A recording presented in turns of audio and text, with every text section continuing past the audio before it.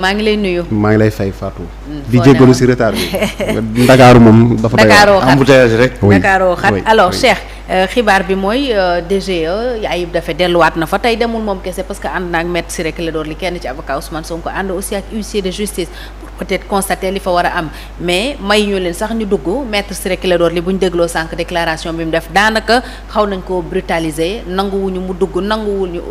kenn aussi nanguwu ko jël au téléphone ci kilifa yi nga xam ne mi ngi leen doon woo et c'est un service public aux heures ouvrables donc rien que pour ça waroon nañu mun a accéder ci locaux DGE ban commentaire ngay def ci évolution encore une fois Fatou du doon mbetteel si ñi xam un peu état du Sénégal ni mu commencé doxalee si dossier Ousmane Sonko depuis le début à nos jours Ayib Daffé bon xam naa ne moom ku ñu war a mastaw la c'est une énième fois encore état du Sénégal jël ay décisions plus particulièrement quand je parle de l'état du Sénégal je parle de l'administration nangu jël ay décisions yoo xamante ni daf ko dépassé parce que on s'en souvient nee nañu administration quand même daf fi nekk pour quand même doxal les textes yi nga xamante ou bien les décisions de justice yi nga xamante ne soqeeku na si ñi nga xam ne ñooy magistrature bi malheureusement li ñu fi gis mooy encore une fois Ayib Daffé a été éconduit mais de la manière quand même la plus abjecte tey dafa doon loo xamante ni lu ñaaw la képp ku gëm démocratie gëm état de droit forcément di nga am tey lu la naqari à l'instar de maître Ciré Clédor mi nga xamante ni liñ ko def dafa doon loo xamante ni quand même dafa ëpp en fait dafa doon loo xamante ni yaakaaru woon ne Sénégal dina yegg si li nga xamante ni tey dinañ jël un avocat aussi respecté aussi connu pour ses compétences à travers non seulement à travers le pays mais aussi dans la sous-région et à travers l'Afrique gis nañ fi il a fait dem na fi Mauritanie défendre ay dossiers dem na fi Burkina Faso défendre ay dossiers pour ne citer que cela donc dafa doon koo xamante ni Sénégal daf ko ameel njukkal ameel ko respect il était dans l'exercice de ses fonctions en tant qu'avocat en tant que conseiller du candidat Ousmane Sonko c'est vraiment il était dans son rôle pour pouvoir accompagner ki nga xamante ni mooy le mandataire de Ousmane Sonko Ayib Daffé fële ca DGE mais DGE tamit jël na fi benn décision bi nga xamante ni Ayib Daffé mës na ñëw ñu bañ ko recevoir donc ce que je dis c'est la énième fois donc c'est ay récidivistes lañu ñi nga xamante ni dañuy fouler au pied li nga xamante ni mooy état de droit et effectivement on n'est pas surpris encore une fois d'entendre ñi nga xamante ni ñu ngi ci yëngu ci wàllu justice ki nga xamante ni mooy maître Mame Adama Gueye wax na ci largement que le Sénégal n'est pas un état de droit encore une fois on vient d'avoir malheureusement n'est-ce pas une confirmation te newoon naa la démb lors de notre discussion je serais surpris que la DG se plie n'est-ce pas à la décision du juge Ousmane Racine Thion et on a vu vraiment il y a pas eu de surprise fa mu nekkoon fa la nekk DG la mu defoon la def encore une fois parce que DG ñu ngi koy jox quand même doole boo xamante ni tey doole bu jéggi dayoo la DG moo fi toog diggante mbagg ak ki nga xamante ni mooy supérieur am kan la mooy Sénat donc këccoog moom ba moom moo obtenir gain de cause finalement parce que gis nañu à travers un décret présidentiel on a envoyé à la retraite n'est-ce pas les membres de la Sénat sous prétexte que seen délai moo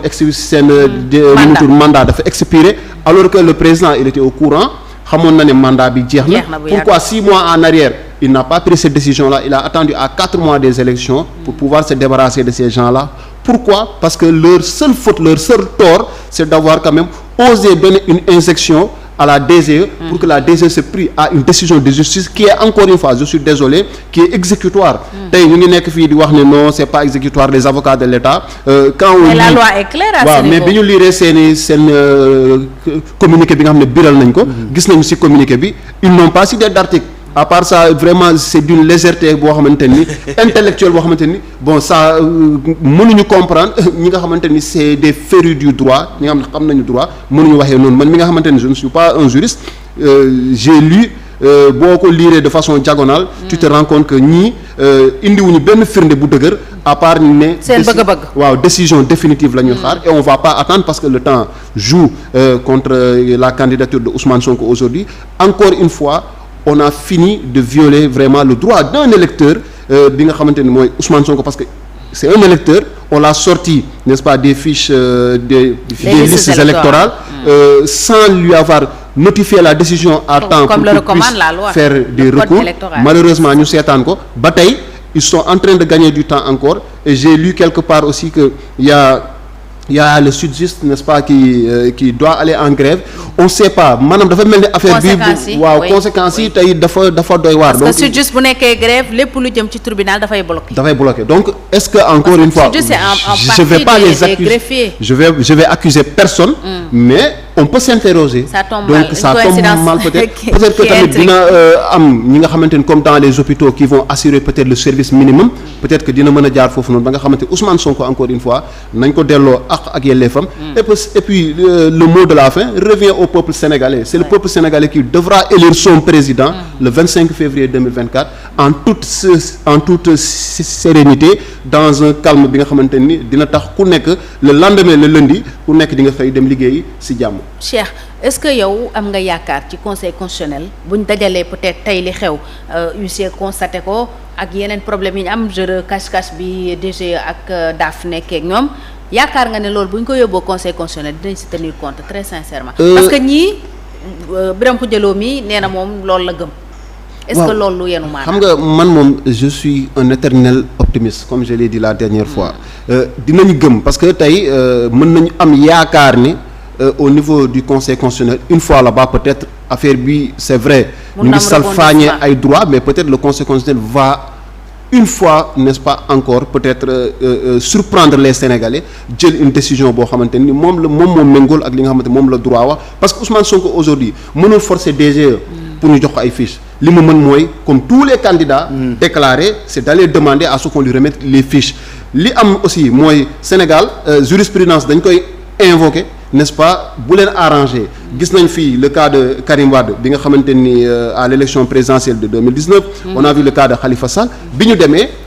amul kenn kuñ fa laaj ndax yaa ngi bokk ci liste électorale wala bokkoo ci. dañ leen jox seen fiche. Pourquoi faire une exception avec ki nga xamante ni mooy Ousmane Sonko. Mais on va aller plus loin, les autres candidats plus de 200 et quelques candidats est-ce que am na ci kenn ku ñu poser question est-ce que yow bokk nga ci liste électorale am déet, est-ce que tu as fait l'objet d'une condamnation ou pas. Encore une fois, il faut pas que la DG outrepasse ses fonctions. am na loo xamante ni moom du moom moo ko war lijjanti, c'est au niveau du conseil constitutionnel que cela devra se faire. Mais man dama jàpp ne s'il y a toute cette manœuvre là derrière tey mooy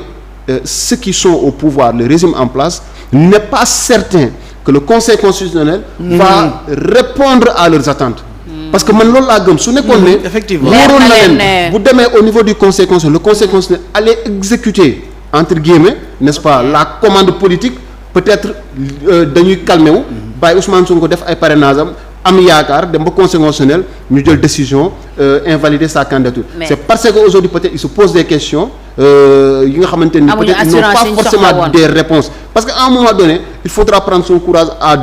deux mains et wax li nga xamante ni moom la droit bi wax. te bu ñu fa demee surprise maintenant mën nañ ne Ousmane Sonko mën na doon candidat, sa candidature sera validée et en ce moment-là dina bokk ci li nga xamante ni da doon mbetteel. Léegi nag ils veulent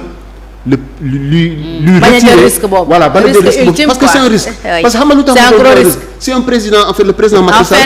le président Macky Sall c'est un président finissant. Tey même dans son propre camp on a vu des gens qui n'ont jamais osé hausser le ton. Aujourd'hui président Macky Sall day wax ñu teg ko ne. J'ai vu Mohamed Boun Abdallah Dionne mi ne woon double bouton la. double il est bouton. sorti Donc là, finalement le bouton a sauté. On a vu que président amatul benn emprise ci bouton boobu. On a vu aussi quelqu'un qui nous a fait une belle révélation mi ki nga xamante ni mooy Aly Ngouille Ndiaye nee na président sondage lay dundee. Donc le président Macky Sall, bon, quand bien même au Sénégal on dit que les sondages sont interdits, n'est-ce pas, en matière électorale, mais le président Macky Sall il se nourrit de sondages. C'est pas moi qui le dis, c'est l'ancien ministre Aly Ngouille Ndiaye qui le dit. Son ancien ministre de l'Intérieur. Nee na xam na ko. Non, effectivement su ko waxee on va prendre cela pour de l'argent comptant parce que li mu wax dañ koy gëm. Donc encore une fois président Macky Sall donc xam na la réalité politique. Ousmane Sonko nga bëgg nga bañ. xam nga ne aujourd'hui c'est une force de frappe, c'est une puissance politique bi nga xam ne une réalité politique boo xamante ni mu ngi fii nii et que waxuma forcément peut-être il va gagner les élections mais il sera quand même un des acteurs, n'est-ce pas, déterminants si choix sénégalais yi au soir du 25 février et puis bu demul second tour ça pourrait étonner certains, peut-être même du yegg second tour comme le disent nu mu tudd les anciens ou bien les militants de Pastef ñoom nee nañu à partir de midi jeu bi dina leer. Élection et que Ousmane Sonko va devenir le président du Sénégal peut-être nag kuje gi su ma nee kuje gi bon le parti au pouvoir peut-être ne veut pas entendre parler de cela. Alors Birame Khoudia yéen ngeen ne yéen a ngi gëm ba tey ci candidature Ousmane Sonko mais yóbbu ngeen caution pour Diomaye Faye. caution